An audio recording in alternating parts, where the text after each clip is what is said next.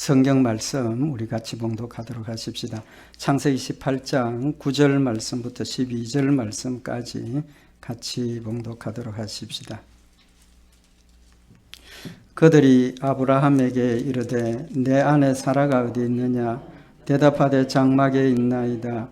그가 가라사대 기한이 이를 때에 내가 정녕 내게로 돌아오리니 내 아내 사라에게 아들이 있으리라 하시니 사라가 그 뒤 장막문에서 들었더라. 아브라함과 사라가 나이 많아 늙었고 사라의 경수는 끊어졌는지라. 사라가 속으로 웃고 이르되 내가 노쇠하였고 내 주인도 늙었으니 내게 어찌 낙이 있으리요. 아멘. 오늘 말씀 상고하기 전에 한 가지 질문을 해보십시다. 이삭이라고 하면 어떤 생각이 먼저 드십니까? 아브라함의 아들이죠. 약속의 아들입니다. 이삭이라는 이름의 의미가 뭡니까? 웃음입니다. 그죠? 웃음. 창세기 12장에 보면 하나님께서 아브라함에게 그 이름을 주시면서 이삭이라 하라. 하나님께서 지어준 이름이죠. 아브라함이 지은 이름이 아니고 하나님께서 지어주신 이름입니다. 그 이름에 웃음이라는 의미가 있습니다. 하나님께서 왜 이름을 지어주시면서 웃음이라는 의미의 이름을 주셨습니까? 하나님 목적이 있어서 그러셨죠. 그 이름 웃음이라는 이름을 통해서 우리에게 믿음의 모습을 한 번 더 기억하게 하시고 또 믿음으로 하나님을 의지하면 이런 웃음, 기쁨과 감사의 웃음을 받게 된다. 그런 하나님의 신실하심을 우리에게 교훈하시기 위한 목적이 있습니다. 왜 갑자기 이 말씀을 드리느냐 하면 오늘 여기 창세기 18장에 있는 이 말씀, 또 창세기 17장에 있는 이 말씀은 아브라함과 사라의 그 믿음의 모습을 우리에게 보여주는 그런 의미가 있습니다. 뿐만 아니라 하나님께서 이삭에게 웃음이라는 이름을 주신 이유가 그 이삭과 관계된 웃음이 두 가지가 있습니다.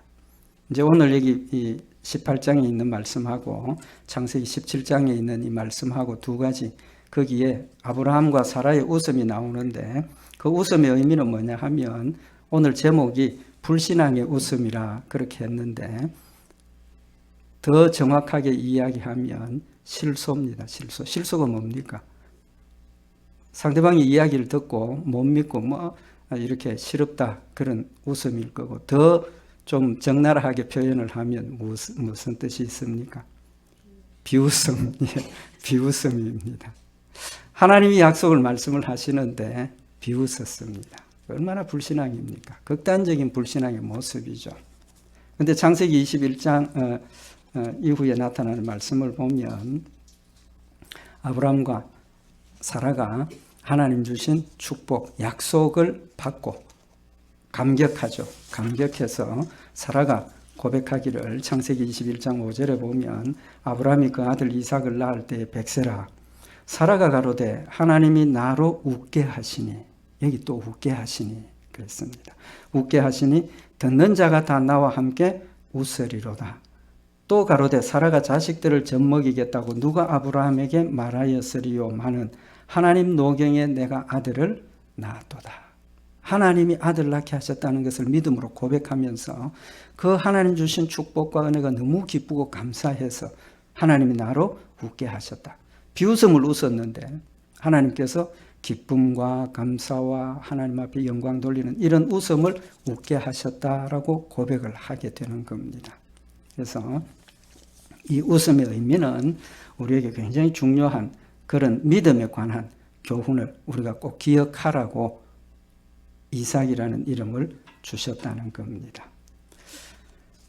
그래서 오늘은 이 이삭이라는 그 웃음의 의미 가운데 하나님께서 원하시는 교훈 가운데 하나님께서 원하시는 믿음이 어떤 믿음인가, 또 아브라함과 사라의 믿음의 모습이 어땠는가 라는 말씀을 상고를 하면서 우리도 똑같은 모습입니다. 아브라함, 사라 비웃었다 그래서 특별히 우리가 그들을 이렇게 낮춰볼 게 아니라 사실은 우리들의 삶 가운데도 우리의 믿음의 모습이 그런 모습입니다. 우리 그런 믿음의 모습을 다시 한번 상고를 하고 우리 다음 주일날은 아브라함과 사라가 이렇게 극단적으로 하나님 약속을 말씀하시는데 비웃었지 않습니까? 비웃었어요. 근데 하나님 어떻게 하셨습니까? 오히려 약속하신 대로 이삭을 낳게 하셨습니다. 낳게 하셨습니다. 우리의 믿음, 내가 믿음이 좋아서 하나님의 축복을 받고 은혜를 받고 물론 그런 부분도 있습니다.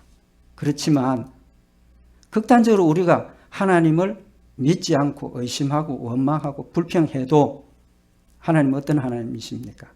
신실하신 하나님이시고 사랑의 하나님이시기 때문에 약속하신 대로 우리에게 주시는 하나님이십니다. 그래서 다음 주일날은 하나님의 사랑과 은혜 또 신실하심을 우리가 상고를 하고 우리 오늘은 아브라함과 이삭의 그 믿음의 모습, 구체적인 믿음의 모습을 좀 상고를 하면서 우리 믿음의 모습을 한번 돌아보는 그런 시간이 되기를 원합니다. 하나님께서 아브라함과 이삭에게 약속을 주셨습니다. 축복의 약속을 주셨는데 두 가지를 주셨죠. 뭡니까? 하나는 자손의 축복 주셨고 또 하나는 기업의 축복, 가나안 땅을 주시겠다고 두 가지를 약속을 하셨습니다. 그 두 가지를 약속하신 때가 언제냐 하면 아브라함의 나이가 몇 살입니까? 75세 때. 창세기 12장에 보면 하나님께서 아브라함에게 내가 너로 큰 민족을 이루게 하고 내가 너로 큰 축복의 근원이 되게 하겠다고 약속을 하시면서 아브라함에게 너 이 고향을 떠나라. 내가 너에게 지시하는 땅으로 가라라고 명령을 하십니다. 그래서 아브라함이 출발을 하죠. 그때가 75세입니다. 이삭을 낳은 때가 몇 살입니까? 100세에 낳았죠. 그러니까 하나님께서 아브라함에게 약속하신 때부터 하나님 약속하신 걸 이루시는 그때까지 몇 년 걸렸습니까? 25년 걸렸죠. 그 산수 금방 하실 수 있습니다. 25년 걸렸습니다. 그 25년 동안 아브라함의 믿음의 모습이 어떻게 변했느냐는 겁니다. 어떻게 변했느냐. 이제 결론 말씀드린 것처럼 처음에 하나님께서 고향을 떠나라 할 때 떠났죠. 떠난 이유가 뭐겠습니까? 믿음이죠. 하나님께서 약속하신 가나안 땅을 주시겠다. 이제 그건 도착했지만 하나님께서 약속하신 자손의 축복과 가나안 땅의 기업의 축복을 믿었기 때문에 고향을 버리고 떠날 수 있었습니다. 그래서 히브리서에 보면 아브라함이 믿음으로 떠났다. 어떤 상황에서 갈 바를 알지 못하고 떠났다. 그러니까 하나님께서 처음 주시는 그 약속을 믿었습니다. 믿었기 때문에 떠난 겁니다. 근데 오늘 여기 창세기 18장 또 창세기 17장에는 하나님께서 아브라함 나이 몇 살 때 찾아오셨습니까? 99세. 창세기 17장에 보면 하나님께서 아브라함에게 99세 때 찾아와서 다시 이제 축복을 약속을 하시는데 비웃었습니다. 그러니까 믿음으로 출발했는데 끝은 어떻습니까? 비웃음으로 지금 끝나고 있는 겁니다. 그 구체적인 과정을 좀 상고를 해보면 하나님께서 아브라함에게 고향을 떠나라 하시면서 창세기 22장 1절에 보면 너는 너희 본토 친척 아비 집을 떠나 내가 네게 지시할 땅으로 가라. 내가 너로 큰 민족을 이루고 네게 복을 주어 내 이름을 창대케 하리니 너는 복의 근원이 될지라. 하나님께서 자손의 축복을 약속을 하신 겁니다. 떠났습니다. 그래서 히브리서 11장 8절에 보면 믿음으로 아브라함은 부르심을 받았을 때에 순종하여 장래 기업으로 받을 땅에 나갈새 갈 바를 알지 못하고 나갔다. 하나님께서 내가 너에게 지시하는 땅으로 가라 했습니다. 가나안 땅으로 가라가 아니라 지시할 땅으로 가라. 출발해서 어디로 가는지도 모르지만 하나님께서 인도하시는 대로 따라간 겁니다. 훌륭한 믿음이죠. 완벽한 믿음입니다. 두 번째 하나님께서 이 축복을 지경의 축복을 약속하신 것은 창세기 13장에 있는 말씀에 보면 하나님께서 약속하신 그 가나안 땅에 도착해서 이제 아들처럼 여기는 조카 롯과 함께 갔죠. 그 두 사람 축복을 받아서 그 지경 안에 같이 양을 먹일 수 없는 그런 상황이 되어졌습니다. 그러니까 자꾸 그 양치는 자들끼리 싸움이 일어나죠. 그래서 아브라함이 조카 롯에게 이러면 우리 너하고 나하고 관계가 굉장히 안 좋아질 가능성이 많으니까 네가 원하는 땅을 선택해서 우리 나누자. 그래서 선택권을 롯에게 주죠. 롯이 소돔과 고모라의 모습을 보고 거기가 물도 넉넉하고 살기 좋고 그래서 그곳을 선택을 합니다. 롯이 그곳으로 떠났습니다. 롯이 떠나고 난 뒤에 하나님께서 아브라함에게 다시 찾아오시죠. 창세기 13장 16절에 보면 하나님께서 아브라함을 찾아오셔서 내가 네 자손으로 땅의 티끌 같게 하리니 사람이 땅의 티끌을 능히 셀 수 있을진데 내 자손도 세리라. 그리고 기업을 이야기를 하시면서 너는 일어나 그 땅을 종과 횡으로 행하여 보라. 내가 그것을 네게 주리라. 하나님께서 자손의 축복과 지경의 축복 약속을 하시니까 창세기 13장 18절에 보면 이 아브라함이 장막을 옮겨 헤브론에 있는 마므리 상수리 수풀에 이르러 거기 거하며 거기서 여호와를 위하여 단을 쌓았더라. 단을 쌓았다 하니까 그 아브라함이 하나님 주신 약속을 믿었다는 거죠. 믿었습니다. 두 번째 찾아오셨을 때는 믿었습니다. 그런데 세 번째 찾아온 게 이제 창세기 15장에 기록이 되어져 있습니다. 창세기 15장에 하나님께서 아브라함을 찾아오셔서 창세기 15장 1절에 보면 이후에 여호와의 말씀이 이상 중에 아브라함에게 임하여 가라사대 아브라함아 두려워 말라 나는 너의 방패요 너의 지극히 큰 상급이니라. 하나님께서 아브라함을 세 번째 찾아오셔서 아브라함에게 아브라함아 나는 너의 방패요 너의 지극히 큰 상급이다.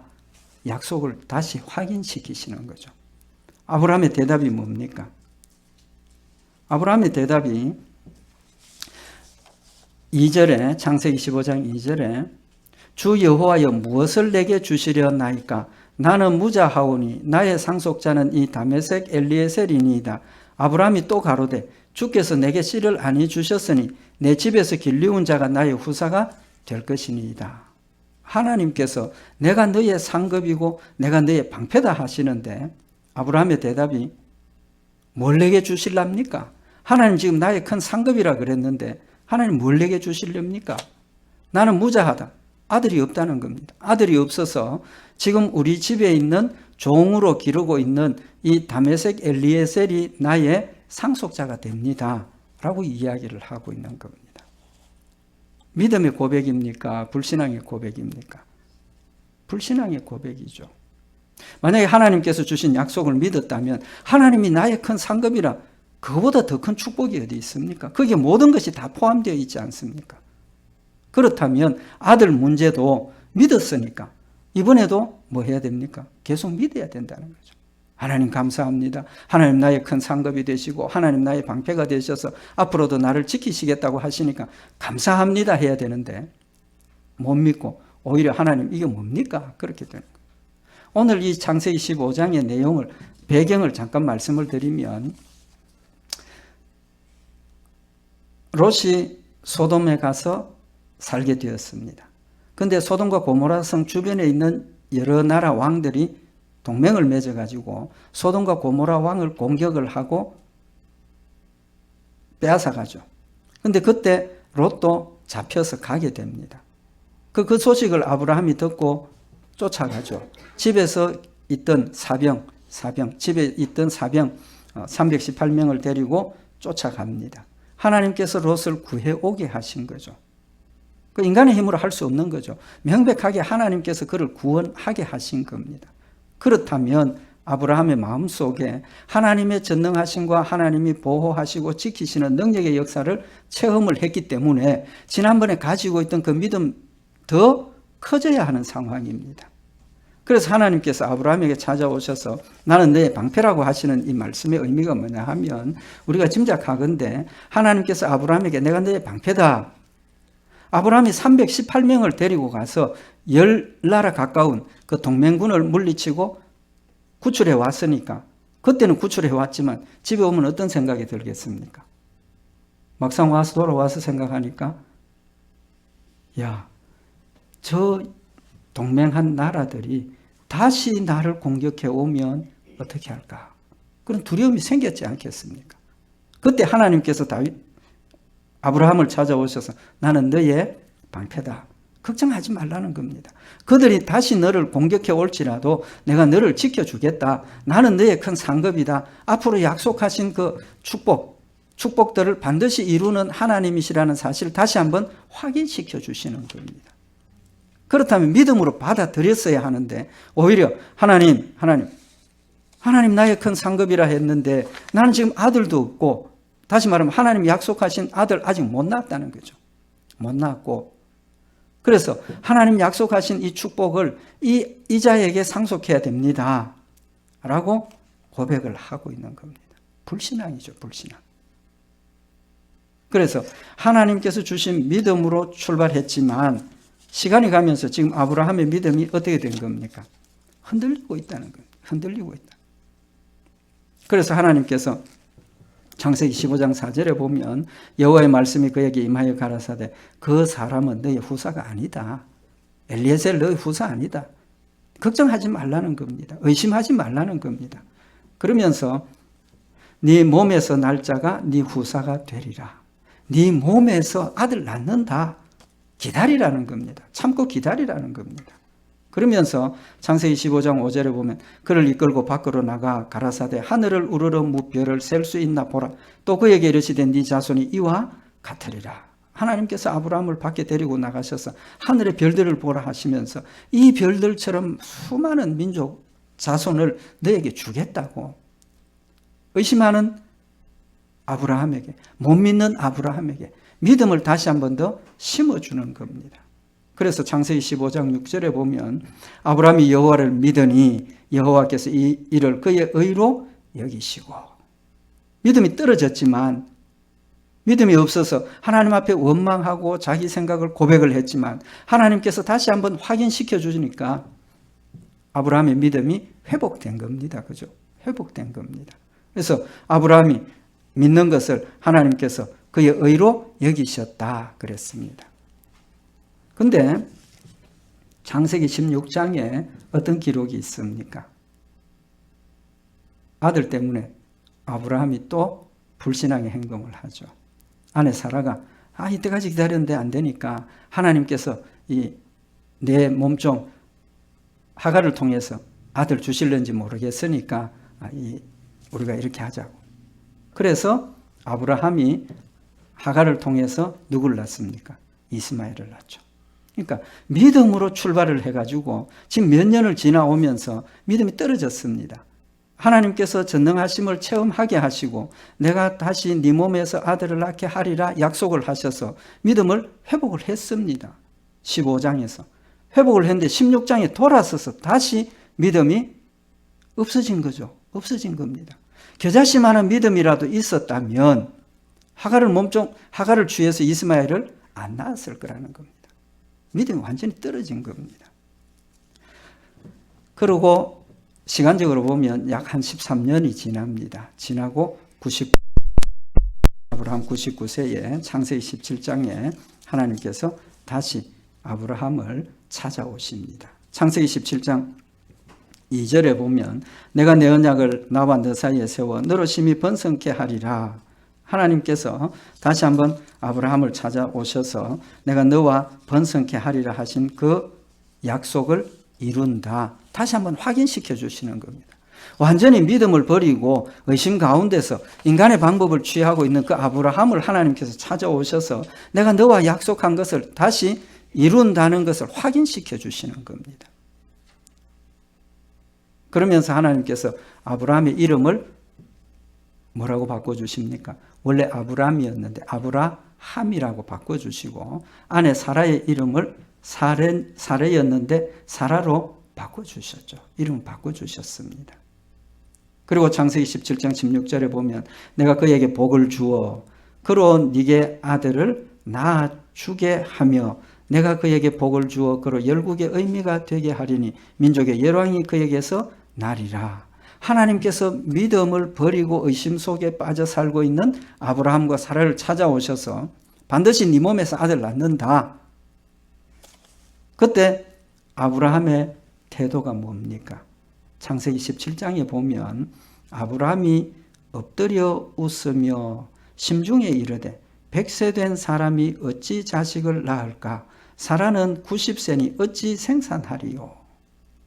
하나님께서 믿음을 전혀 다 버리고 불신앙 가운데 있는 아브라함을 찾아오셔서 내가 너와 약속한 걸 반드시 이룬다 확인시켜 주심에도 불구하고 이번에는 아브라함이 하나님 약속을 어떻게 했습니까? 하나님 약속하신 말씀을 확인시켜 주시는데 아브라함은 엎드려 있으니까 하나님 자기 얼굴 못 본다고 생각했겠죠. 엎드려서 웃었다. 웃었다. 그러면서 내가 이미 100세가 다 됐는데 99세니까 100세가 다 됐는데 어찌 아들 낳을까? 사라는 지금 90세인데 아들 낳을 수 없다. 그렇게 생각을 한 겁니다. 믿음으로 받아들였습니까? 불신앙입니까? 불신앙이죠. 극도의 불신앙입니다. 이건 보통 불신앙이 아니고 하나님께서 반드시 낳게 하시겠다고 확인시켜 주시는데 내가 지금 나이가 100세나 됐는데 아들 뭐 어떻게 낳느냐고. 완전히 하나님의 말씀을 거역하고 비웃는 불신앙의 모습을 지금 보여주고 있는 겁니다. 그 다음에 오늘 우리 같이 봉독한 창세기 17장 18절에 보면 그래서 웃으면서 아브라함이 하나님께 대답하기를 이스마엘이나 하나님 앞에서 살게 해 주십시오. 참 담대하죠. 담대합니다. 믿음이 떠나고 나니까 하나님께서 너 아들 낳게 한다. 내가 100세나 됐는데 어떻게 아들 낳겠느냐고. 하나님 그러지 말고 이 이스마엘이나 하나님 앞에서 잘 살기를 원합니다. 그렇게 대답을 한다는 거죠. 불신앙의 상태에 들어가면 하나님 두려워 안 합니다. 불신앙 상태가 되면 하나님 전혀 무서워 안 합니다. 믿음이 없으니까. 그리고 17장 19절에 하나님께서 대답하심이 하나님이 가라사대 아니라 아니다. 화낼 만도 한데 그죠? 하나님 화를 막 내실 만도 한데 하나님께서 아니다. 네 아내 사라가 정녕 네게 아들을 낳으리니 너는 그 이름을 이삭이라 하라. 이때 이삭이라는 이름을 주시는 겁니다. 웃음이라 하라 그 말. 너 지금 비웃었지 않느냐? 그 웃음을 기쁨과 감사, 믿음으로 받아들여서 기쁨과 감사의 웃음이 되게 하리라 하시는 뜻입니다. 사랑의 하나님입니다. 우리가 믿든지 안 믿든지 상관없이 하나님은 약속하신 것을 반드시 이루시는 하나님이십니다. 그걸 지금 말씀을 하시는 겁니다. 그러면서 하나님께서 내가 그와 내 언약을 세우리니 그의 후손에게 영원한 언약이 되리라. 이삭을 통해서 구속의 언약을 시작을 하시겠다는 겁니다. 아브라함 너에게 약속했던 그 약속이 이삭으로부터 시작이 된다라고까지 말씀을 하시면서 하나님께서 확인을 시켜주시는 거죠. 그러면서 창세기 17장 21절에 내 언약은 내가 명년 이 기한에 사라가 네게 낳을 이삭과 세우리라. 확실하게 도장을 찍습니다. 하나님께서. 믿으라는 겁니다. 그래서 창세기 17장 22절에 보면 하나님께서 아브라함과 말씀을 마치시고 올라가시고 그 다음에 이제 여기 17장에서 하나님께서 아브라함에게 주셨던 약속이 또 뭡니까? 할례의 약속을 주셨죠. 그래서 아브라함이 창세기 17장 23절에 보면 아브라함이 하나님이 자기에게 말씀하신 대로 이날에 그 아들 이스마엘과 집에서 생장한 모든 자와 돈으로 산 모든 자 곧 아브라함의 집 사람 중 모든 남자를 데려다가 그 양피를 베었으니 하나님께서 할례를 행하라 하셨던 그 약속을 믿고 할례를 행했습니다. 그건 뭘 의미합니까? 비웃었던 아브라함이 하나님께서 다시 한번 확인시켜 주시니까 믿음을 뭐 했습니까? 회복한 거죠. 회복했으니까 할례를 행하는 겁니다. 그냥 못 믿는 불신앙의 가운데 있었으면 할례를 행합니까? 안 행합니까? 할례 행할 필요가 없죠. 안 믿으니까. 그러나 이 사실을 보면 하나님께서 아브라함에게 확인시켜 주실 때 믿음을 회복한 겁니다. 회복해서. 그 다음에 이제 다섯 번째, 오늘 봉독한 이 말씀은 뭐냐 하면 그 이후에 요 시간은 시간적인 관계는 이제 다음 주일날 말씀 자세하게 상고하도록 하고 얼마 안 됩니다. 같이 99세입니다. 몇 달 차이라고 봐야 됩니다. 하나님께서 소돔과 고모라를 멸망하러 가시면서 아브라함에게 다시 들르시죠. 그러면서 오늘 여기 창세기 18장에 하나님께서 하시는 말씀입니다. 오늘 9절에 그들이 그랬습니다. 세 사람이 찾아온 겁니다. 한 사람은 하나님이고 두 사람은 천사인데 그들이 아브라함에게 이르되 네 아내 사라가 어디 있느냐? 대답하되 장막에 있나이다. 그러니까 그가 가라사대 이어서 기한이 이를 때에 내가 정녕 네게로 돌아오리니 네 아내 사라에게 아들이 있으리라 하시니 다시 한번 이 약속을 확인시켜 주시는 겁니다. 믿으라고. 확실하게 믿으라고. 사라가 그 뒤 장막문에서 들었더라. 사라가 어떤 반응을 보였습니까? 아브라함과 똑같은 반응을 보였죠. 11절에 보면 아브라함과 사라가 나이 많아 늙었고 사라의 경수는 끊어졌는지라. 그들의 지금 신체 환경은, 신체 조건을 이야기를 하는 겁니다. 애 낳을 수 없는 조건입니다. 그죠? 그런 조건인데 12절에 사라가 속으로 웃고 이르되 내가 노쇠하였고 내 주인도 늙었으니 내게 어찌 낙이 있으리요. 사라도 하나님께서 너 아들 낳는다 했는데 어떤 반응을 보였습니까? 속으로 웃었다는 겁니다. 사라도 웃었습니다. 속으로 웃었다. 무슨 웃음입니까? 비웃음이죠. 실소입니다. 아이고, 나는 이제는 경수도 끊어졌고 아들 난 조건, 신체 조건도 안 되고 내 남편도 나이가 이만한데 하나님 또 아들 낳는다 하니까 아이고, 안 된다. 비웃었다는 겁니다. 하나님께서 다시 확인을 시켜주시고 반드시 낳는다. 그러고 떠나셨습니다. 결과는 어땠습니까? 1년 뒤에 이삭을 낳게 되는 겁니다. 근데 아브라함과 사라가 하나님께서 말씀하시는데 아들 낳는다 하는데 못 믿었던 이유가 뭡니까? 도대체 못 믿은 이유가 뭡니까? 오늘 여기 이 말씀에 명백하게 지금 나타나고 있습니다. 창세기 18장 11절에 아브라함과 사라가 나이 많아 늙었고 사라의 경수는 끊어졌는지라. 인간적으로 생각을 하면 아들 낳을 수 있습니까? 없습니까? 낳을 수 없는 조건입니다. 절대로 아들 낳을 수 없는 조건입니다. 이 조건에서 아들을 낳았다 하는 것은 하나님의 능력의 역사입니다. 하나님의 역사입니다. 아브라함도 내가 나이 이미 100세나 되는데 어찌 아들을 낳으리요? 같은 생각이죠. 내가 이미 나이가 100세나 됐는데 어떻게 아들 낳을 수 있겠느냐? 뭐 때문입니까? 인간적인 조건을 지금 생각을 하고 있는 겁니다. 인간적인 조건을 생각을 하고 있는 거예요. 아브라함이 고향을 떠나라. 하나님께서 그때 아브라함의 나이가 몇 살이었습니까? 75세였습니다. 그때도 이미 좀 늦은 나이죠. 그때는 우리 지금보다 더 장수하던 시대이기는 하지만 그때도 이미 나이가 좀 늦은. 그럼에도 불구하고 그때는 그래도 인간적으로 생각할 때 아들 낳을 조건이 된다고 생각을 하고 있는 겁니다. 그때도 아들 낳은 조건이 되기 때문에 그때는 믿음으로 받아들였습니다. 두 번째도 마찬가지로 받아들였습니다. 창세기 15장에서는 못 믿었습니다. 근데 하나님께서 다시 한번 확인을 시켜주시니까 믿게 되었습니다. 그러니까 창세기 12장에 하나님께서 아브라함의 고향을 떠나라 하던 그때부터 창세기 15장까지의 시간적인 간격이 얼마나 되느냐 하면 창세기 16장에 이스마엘을 낳은 때가 아브라함의 나이가 몇 살입니까? 성경에 보면 86세입니다. 86세. 그러니까 한 10년 정도 차이가 되는 거죠. 그 10년 동안은 내 신체적인 조건이, 아내 사라의 신체적인 조건이 아들을 낳을 수 있는 조건이 된다는 거죠. 시간이 지났기 때문에 점점 가능성이 떨어지니까 역시 믿음도 떨어진 겁니다. 그래서 내 하나님 이스마엘이나 어쩌고 저쩌고 하나님께서 아니다, 너로 낳게 하겠다. 그때는 그나마 신체적인 조건이 할 수 있는, 아들 낳을 수 있는 그런 상황이니까 믿음을 회복한 거라고 볼 수 있죠. 근데 나이 99세가 되어서 아브라함도 그렇고 사라도 그렇고 아들을 낳을 수 있는 조건이 이제는 없어져 버린 겁니다. 없어져 버리니까 어떻게 합니까? 비웃게 되는 거예요. 비웃게 되는 거예요. 하나님의 말씀을 믿음으로 받아들이지 않고 그 말씀을 비웃었다 하는 건 극도의 불신앙인 겁니다. 우리도 마찬가지입니다.